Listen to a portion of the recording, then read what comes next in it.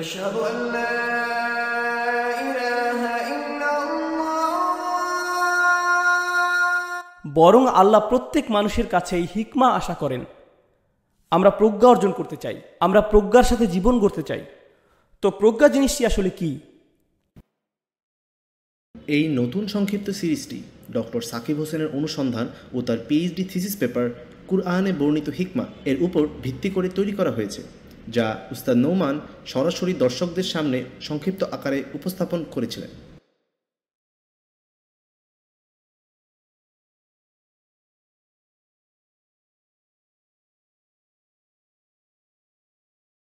السلام عليكم ورحمة الله وبركاته. الحمد لله والصلاة والسلام على رسول الله وعلى آله وصحبه أجمعين. أما بعد প্রথমে আপনাদের নিয়ে আমি কি করব সেটা বলে শুরু করি। আশা করছি টিকে থাকতে পারবেন আজকের সন্ধ্যাটিতে ইনশাআল্লাহ। প্রথমত ম্যানচেস্টারে ফিরে আসতে পেরে আমি খুবই আনন্দিত। সামনে কোনো সুযোগ পেলে ইনশাআল্লাহ আপনাদের সাথে আবার দেখা করতে আসবো বিইذنিল্লাহ। কিন্তু তার আগে এই অনুষ্ঠানের এজেন্ডা নিয়ে কথা বলি। এক সপ্তাহ বা তার আগে, প্রায় 2 সপ্তাহ আগে আমি জার্মানিতে ছিলাম। সেখানে সূরাতুল জুমার উপরে লেকচার সিরিজ করেছিলাম। কোরআন উইক নামক একটা প্রজেক্টের অংশ ছিল। প্রায় 1 বছর যাবৎ এটা নিয়ে পুরো সময় দিচ্ছি। তো আমি আর আমার টিম আমরা কোরআনের কোনো একটা ছোট সূরা অধ্যয়ন করি প্রায় 3 সপ্তাহ ধরে। পুরোটা সময় এটাই করি। এরপর আমি সেই সূরার উপর কোনো লেকচার সিরিজ করি পৃথিবীর কোনো এক এলাকায়। এরপর এটা শেষ হবার পরপরই পরের সূরা নিয়ে শুরু করি। এরপর আরেক সূরা, তারপর আরেক সূরা, তারপর আরেক সূরা। তো এই বছর আমরা কাজ করছিলাম, আসলে আমরা শুরু করেছিলাম সূরা জারিয়াত দিয়ে। এরপর ধীরে ধীরে সূরা জুমা পর্যন্ত এসেছি এখন। কিন্তু আমি যখন সূরা জুমার উপর লেকচার সিরিজ করছিলাম, একটি আয়াত এলো প্রজ্ঞার কথা নিয়ে, যে আল্লাহ একজন রাসূল পাঠিয়েছেন নিরক্ষর জাতির কাছে। হুয়াল্লাযী বাআথা ফিল উম্মিয়িনা রাসূলাম মিনহুম ইয়াতলু আলাইহিম আয়াতিহি। তিনি সেই নিরক্ষর লোকদের নিকট আল্লাহর আয়াত তেলাওয়াত করেন। ওয়ায়ুযাক্কিহিম, তাদের পবিত্র করেন। ওয়ায়ুআল্লিমুহুমুল কিতাব, তাদের কিতাব শিক্ষা দেন। ওয়াল হিকমা, আর তাদের প্রজ্ঞা শিক্ষা দেন। যখন আমি প্রজ্ঞার সেই অংশে পৌঁছলাম, ভাবলাম আমি তো এই বিষয় নিয়ে আগেও পড়েছি, কিন্তু এবার একটু বেশি কৌতূহলী হয়ে উঠলাম যে আল্লাহ এখানে প্রজ্ঞা বলতে কি বোঝাচ্ছেন, কেন এরকম বলছেন। আচ্ছা, তিনি তো তাদেরকে কিতাব শিখান, সেটা তো শুনে কোরআন মনে হচ্ছে। তিনি তাদের কোরআন শিক্ষা দেন, আর তিনি বলছেন যে তিনি তাদেরকে প্রজ্ঞা শেখান। তাই আমি এই প্রজ্ঞা শব্দটার দিকে একটু গভীরভাবে দৃষ্টি দিলাম। আমি অনেক ভাগ্যবান যে আমাদের একজন টিম মেম্বার হলেন ডক্টর সাকিব হোসেন। তার পেপারের কিউআর কোড আমি স্ক্রিনে দিয়ে দেবো আগামীকাল ইনশাআল্লাহ। তাহলে আপনারা সেটা স্ক্যান করে চাইলে সেই পেপারটা পড়তে পারেন। তো তিনি অক্সফোর্ড ইউনিভার্সিটিতে কোরআনে বর্ণিত হিকমা নিয়ে একটা পিএইচডি থিসিস করেছেন। আর 350 পৃষ্ঠার বিশাল পেপার এটা। জার্মানিতে থাকা অবস্থায় আমি সেটা পড়া শুরু করলাম। বুঝলাম জার্মানিতে থেকে এটা কোনোভাবেই শেষ করতে পারবো না, তাই বন্ধ করে সূরাতুল জুমার সিরিজ আগে শেষ করলাম। কিন্তু একটা বিষয় ছিল অসাধারণ, কোরআনে হিকমার উপর বিষয়টি। তাই আমি নিজেও নিজের চিন্তাগুলো একত্র করলাম, তার পিএইচডি পেপারটাও পড়লাম, একই সাথে তার সাথেও বিষয়টি নিয়ে আলোচনা করলাম। আমি আপনাদেরকে আমার পদ্ধতি নিয়েও একটুখানি কথা বলবো, কারণ অনেক দিন যাবৎ ধরেই তো আমি ইউকেতে নেই। আপনাদের অনেকেই হয়তো আমার ইউটিউব ভিডিও চেনেন, প্রতি রাতে আপনাদেরকে ঘুমোতে সাহায্য করে, তো চেনেন ভালোই। তো এই সাম্প্রতিক প্রজেক্টটি হলো কিভাবে মুসলিমদের কোরআনের গভীরে নিয়ে যাওয়া যায়। আমার দর্শন, আমার দৃষ্টিভঙ্গি হচ্ছে বেশিরভাগ ক্ষেত্রেই মুসলিমরা কোরআন নিয়ে যথেষ্ট গভীরভাবে পড়াশোনা করছে না। তারা ভাবছে এটা তো আলিমদের কাজ, আমাদের কাজ এটা না।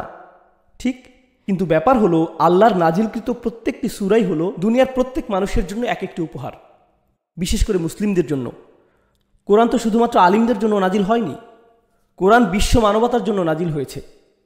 আর যখন আল্লাহ আমাদের কোরআন নিয়ে গভীরভাবে চিন্তা করতে বলেন, তিনি শুধু অল্প কয়েকজনকে বলছেন না কিন্তু, বরং যারই হৃদয় আছে তাকেই বলছেন তিনি।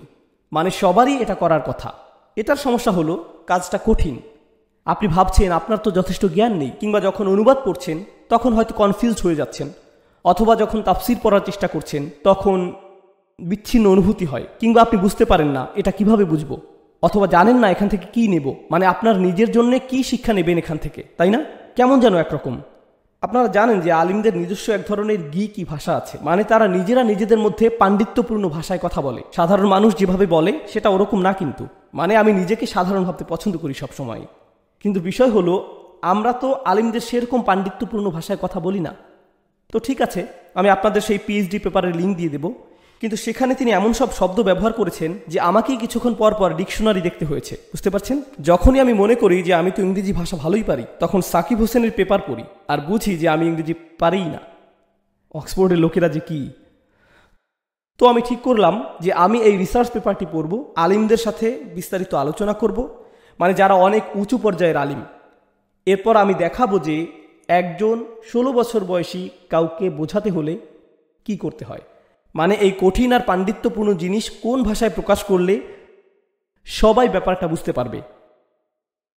আর আমি আপনাদের সত্যি সত্যি বলছি, এই প্রজেক্টে আমি শুধুমাত্র আংশিকভাবেই সফল হয়েছি।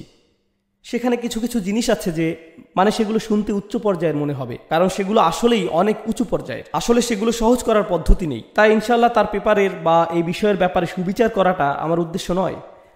আমি বরং কোরআনে প্রজ্ঞার এই আলোচনার সবচাইতে গুরুত্বপূর্ণ অংশগুলো নিয়ে বলবো, যেগুলো আমার মতে প্রত্যেক মুসলিমদের জানা অবশ্য কর্তব্য। কেন এই বিষয় জরুরি? কেন এটা নিয়ে এত হইচই? কেন এই বিষয়? এটা কি আমাদের ধর্মের একদম মৌলিক কিছু? উদাহরণস্বরূপ, ছোটবেলা হতেই আপনারা যেমন শিখে এসেছেন যে আমাদের ধর্মের সবচাইতে মৌলিক বিষয় হলো সেই 5টি রুকন, ঠিক? তাই সবাই জানে সেগুলো কতটা গুরুত্বপূর্ণ। সবাই জানে রমজান বা হজ কতটা গুরুত্বপূর্ণ। এসব বিষয়ের ব্যাপারে আপনাদেরকে আলাদা করে বোঝানোর দরকার নেই যে নামাজ গুরুত্বপূর্ণ। হিকমা বা প্রজ্ঞা কি তাহলে বিশেষ কিছু? শুধুমাত্র বুড়ো লোকদের জিনিস? নাকি এটা হজ বা নামাজের মতো জরুরি কোনো কিছু?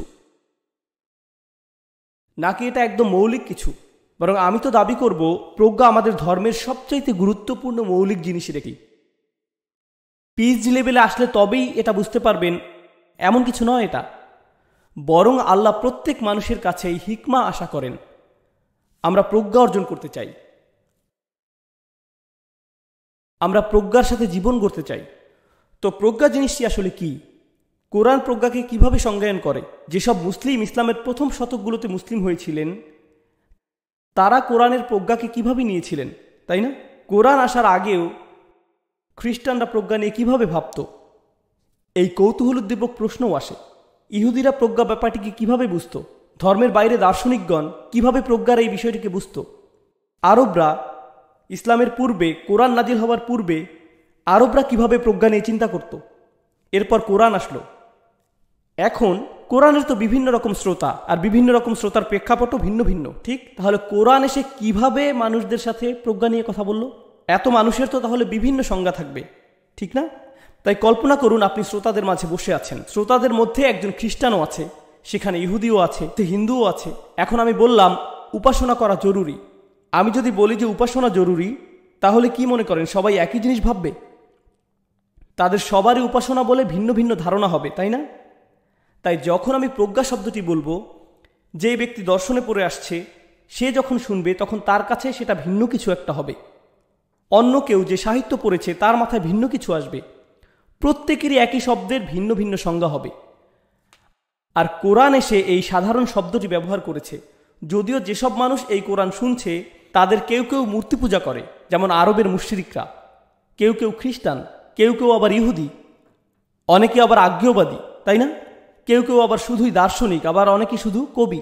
আর আল্লাহ তাদের সবার সাথে কথা বলছেন, আর সেই সাথে আল্লাহ আমাদের সবার সাথেও কথা বলছেন, ঠিক? আর তিনি এই সাধারণ শব্দ ব্যবহার করছেন প্রজ্ঞা। তাই এই জিনিসটি উদ্ঘাটন করা আমাদের জন্য জরুরি হয়ে উঠেছে। তো এখন এটা নিয়ে শুরু করব, তার আগে সতর্ক করে দেই, আজকে হবে বিরক্তিকর দিন, কাল হবে মজার, এটাই পরিকল্পনা। আমার পরিকল্পনা হলো আজকের দিনে বিরক্তিকর জিনিস বলে আগামীকাল মজার জিনিসে যাব।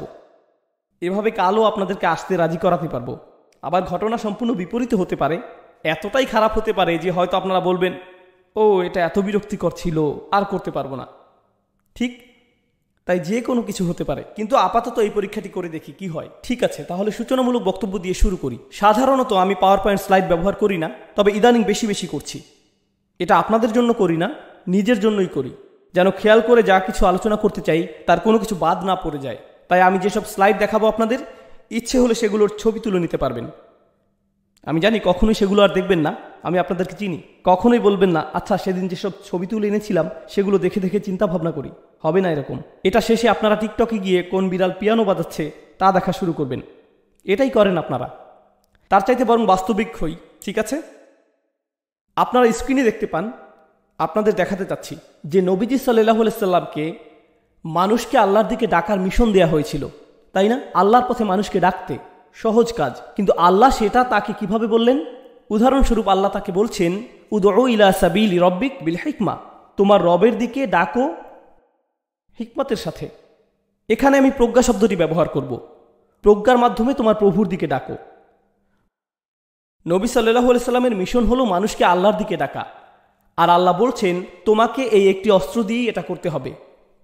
কোন অস্ত্র? প্রজ্ঞা। আর আসলে এখানে সাথের মানে হলো তোমাকে প্রজ্ঞার সাথে করতেই হবে, অর্থাৎ মানুষকে ডাকার পদ্ধতি সম্পূর্ণ প্রজ্ঞার সাথে অবশ্যই হতে হবে। একই সাথে তাদের ডাকার সময় যা যা বলবে সেটাও প্রজ্ঞাপূর্ণ হতে হবে। যেভাবে ডাকবে সেটা যেমন প্রজ্ঞাময় হতে হবে, তেমনি যা বলে ডাকবে সেটাও প্রজ্ঞায় পরিপূর্ণ হতে হবে। দেখুন, যেহেতু আমি একজন মনোবিজ্ঞানের ছাত্র আর এখানেও মনোবিজ্ঞানের কিছু বিষয় আছে, তাই সেটা বুঝিয়ে বলছি। আমি যদি আমার বাচ্চাকে কথা শুনতে বলি, তবে কয়েকভাবে তাকে বলতে পারি এখানে আসতে কিংবা এখানে বসতে। ঠিক কিছু কিছু বাবা মারা জানেন আমি কি বলতে চাচ্ছি। তো আপনার সন্তান যদি দুষ্টুমি করে বা কথা না শুনে আর আপনি চান যে সে চুপ করে বসুক, কয়েকভাবে বলতে পারেন। পৃথিবীর নির্দিষ্ট দেশের মানুষ হলে আপনি একভাবে করতে পারেন, যেমন তার দিকে অগ্নিশর্মা দৃষ্টি দিয়ে বলতে পারেন এই, আর এটাই যথেষ্ট। ঠিক, বা আপনি যদি মা হন তবে বলতে পারেন তোর বাপকে আজ জানাচ্ছি, অপেক্ষা কর। সেটাই ছেলেবেলার জন্য যথেষ্ট, একদম যথেষ্ট। মানে আখিরাত মনে করিয়ে দেবার জন্য ছেলের জন্য সেটাই যথেষ্ট, সে চুপ করে যাবে। ঠিক, কিন্তু জানেন কি, বাচ্চা যদি এখন আপনার কথা শুনেও থাকে, সে বুঝে নিয়েছে যে শুধুমাত্র যখন কোনো শাস্তির ভয় থাকবে তখনই কথা শুনতে হয়। ঠিক, তাই শাস্তির ভয় না থাকলে আমার কিসের দরকার নেই? কথা শোনার দরকার নেই। এখন আমার যদি প্রজ্ঞা থাকে তাহলে আমি ভাববো আমি কি এমন করতে পারি যাতে যখন থাকবো না তখনও আমার বাচ্চাটা দুষ্টামি না করে ভালো হয়ে থাকবে। তখন এটা শুধু নির্দেশ দেওয়া হবে না, বরং প্রজ্ঞার সাথে যোগাযোগ সম্পর্ক তৈরি করবে। এটাই প্রজ্ঞা। ধরুন আপনারা স্বামী স্ত্রী ঝগড়া শুরু করলেন। এটা শুধু ম্যানচেস্টারেরই সমস্যা না, সবখানেই এমন। আপনারাই শুধু বিপদে না। তো আপনারা ঝগড়া করলেন আর প্রত্যেকবারই একই বিতর্ক, একই কথার পিছের কথা, শতবার একই জিনিস হবার পর আপনি ভাবছেন তাই নাকি, আর তুমি যে, তাই নাকি, আর তুমি যে। আপনি জানেন এই বাক্য কেমন হবে, এটা তো এর আগেও আরো শত হাজারবার ব্যবহার করেছেন। আপনি জানেন এটা বলার পর অন্যজন থেকে কেমন প্রত্যুত্তর আসবে। আপনি জানেন এই বাক্য কেমন হবে, এরপর সেটার উত্তরে আপনি কি বলেন। আপনি সব কিছুই জানেন, একইভাবে শত হাজারবার খেলেই যাচ্ছেন, কিন্তু তবু আপনি কি করেন? ভাবেন যে না, আমাকে বলতেই হবে। এই আচরণের মাঝে কি অনুপস্থিত জানেন? প্রজ্ঞা। এখানে প্রজ্ঞা নেই, কারণ একই জিনিস করছেন, একই ঘটনা বুঝতে পারছেন না, সমস্যাটি ধরতে পারছেন না আপনি। তাই আল্লাহ তার রাসূলকে বলছেন তোমাকে কথা বলতে হবে। শুধু মানুষদের আল্লাহর দিকে আসতে বলাটাই যথেষ্ট নয়, তোমাকে মানুষদের প্রজ্ঞার সাথে আল্লাহর দিকে আসতে বলতে হবে, প্রজ্ঞাময় শব্দের ব্যবহার করতে হবে। আচ্ছা দেখুন, বাস্তব উদাহরণ দেই। যদি বড় কারো সাথে কথা বলি, তবে তার সাথে কি বাচ্চাদের মতো করে কথা বলবো? যদি কোনো বিদ্বানের সাথে কথা বলি, তবে কি ছাত্রদের সাথে কথা বলার মতো করে কথা বলবো? একজন অপরিচিত মানুষের সাথে কি পরিবারের কারোর সাথে যেভাবে কথা বলি সেভাবে বলবো? না, আমাকে পরিস্থিতি দেখতে হবে, আমাকে সেই মানুষকে দেখতে হবে, আমাকে সেই স্থান দেখতে হবে, আমাকে প্রেক্ষাপট দেখতে হবে, বলার ঠিক সময় কি না তাও দেখতে হবে, সবই দেখতে হবে। তাহলে সেটার অর্থ কি দাঁড়ায় জানেন? প্রজ্ঞার দাবি হলো যদি আপনি আল্লাহর পথে দায়ী হন তাহলে আপনাকে পরিস্থিতি সম্পর্কে খুব ভালো জানা থাকতে হবে। তো অনেক মাই আমার কাছে আসেন পৃথিবীর বিভিন্ন জায়গা থেকে। আমি চাই সব মায়েরাই যেন এই প্রজ্ঞা শেখেন। তারা বলেন আমার ছেলে কথা শুনতো, আমার মেয়ে আমার কথা শুনতো, এখন জানি না কি হয়ে গেল, আমার কথা আর শোনে না, নামাজ পড়তে বলি নামাজ পড়ে না। আপনি কি তাদের নামাজ পড়তে বলতে পারবেন? আমি জিজ্ঞেস করি তারা কখন থেকে কথা শোনা বন্ধ করলো? আমি জানি না। দয়া করে মনে করুন কখন থেকে তারা কথা শোনা বন্ধ করে দিল। যখন টিনেজার হলো তখন থেকে। আর তার কত আগে? আচ্ছা বলুন, তাদের হাতে মোবাইল কখন দিয়েছেন? এমন হবার পেছনের কারণগুলো কি দেখেছেন আপনি? তাদের কিভাবে আপনি নামাজ পড়তে বলেন? নামাজের সময় হয়েছে, নামাজ পড়ো। কি সুন্দর করে প্রজ্ঞার সাথে আল্লাহর দিকে ডাকার পদ্ধতি।